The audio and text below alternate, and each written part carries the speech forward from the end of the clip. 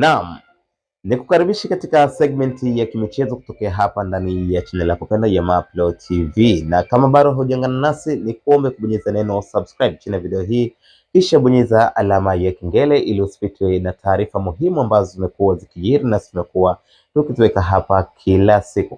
Kama unafahamu kwamba tunaelekea katika kipindi cha usajili wa dirisha kubwa, na mengi yamekuwa yakizungumzwa, mengi yamekuwa yakitrend katika mitandao ya kijamii, lakini ndani ya Mapro TV tumekuwa tukuletea zile updates za kweli kabisa ambazo zina usahihi kwa 100%. Na katika segment hii tunakujuza baadhi ya sajili tatu bora ambazo kiukweli Young Africans wanakwenda kunufaika nazo na wanakwenda kupata faida kubwa sana katika usajili wa kipindi hiki.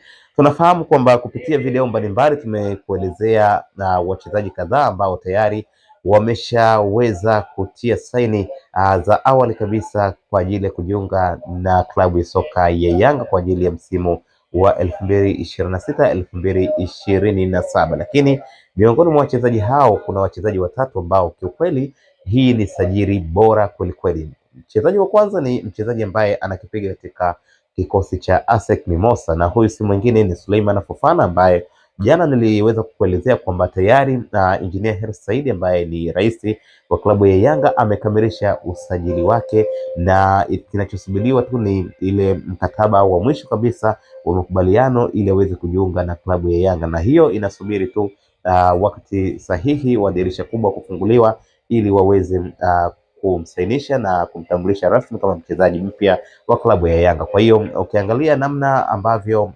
Suleiman Fofana amekuwa na wakati mzuri na ASEC Mimosa, lakini pia amekuwa ni mmoja kati ya wachezaji ambao wamekuwa wakiwindwa sana na klabu nyingi za Afrika ambazo zina majina makubwa sana. Kwa hiyo kujiunga na klabu ya Yanga ni advantage kubwa sana kwa Yanga, na nafikiri inakwenda kuongeza chachu katika eneo la kati, lakini pia hata katika eneo la ushambuliaji, kwa sababu Suleiman Fofana ni kiungo mshambuliaji ambaye ana advantage mbili, ana advantage kama kiungo, lakini pia ana faida nyingine kama mshambuliaji katika namna nyingine. Kwa hiyo unaona ni kwa kiasi gani Young Africans wamecheza keti ambayo iko sahihi zaidi. Lakini mchezaji mwingine ni Mikel Seti ambaye huyu anakipiga katika klabu ya Saint Lupopo ya pale DRC Congo, na huyu Mikel Seti nafikiri ni wengi wanamtambua kwa sababu amekuwa ni first 11 ya kikosi cha Saint Lupopo na ni kiungo mkabaji. Na fikiri ujio wa Mikel Seti unakwenda sasa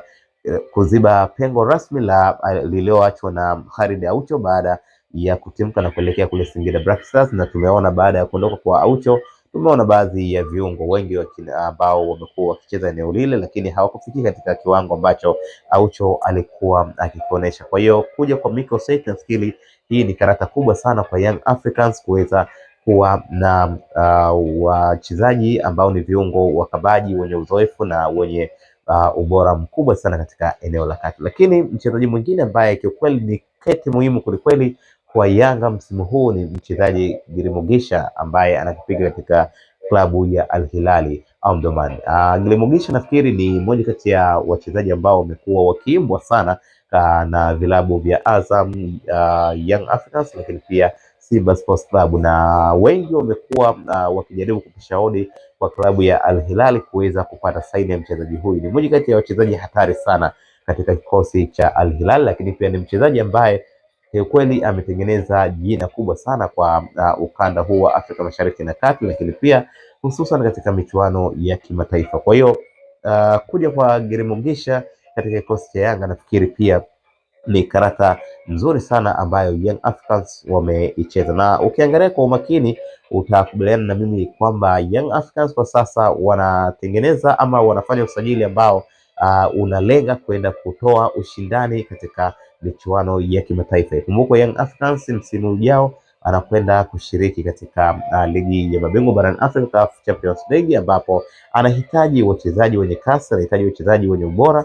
lakini pia wachezaji ambao wana experience na wamecheza katika timu kubwa. Kwa hiyo ujio wa wachezaji hao watatu ambao nimekutajia kweli ni moja kati ya karata nzuri sana ambayo Young Africans wameweza kuicheza. Nafikiri tusubiri kwa hamu kuangalia na kuona kipindi cha usajili kikianza na utambulisho rasmi wa wachezaji hao ukikamilika. Nafikiri tutaona kile ambacho wamekifanya Young Africans. Ni hayo tu nilitaka nikujuza mwanafamilia wa Mapro TV. Asante sana kwa kuendelea kuwa sehemu ya familia hii, lakini pia kisha unabonyeza neno subscribe, una like na kushare video zetu ili na wengine wapate nafasi ya kuja kuzitazama. Hadi wakati mwingine, kwa sasa nakuaga bye bye.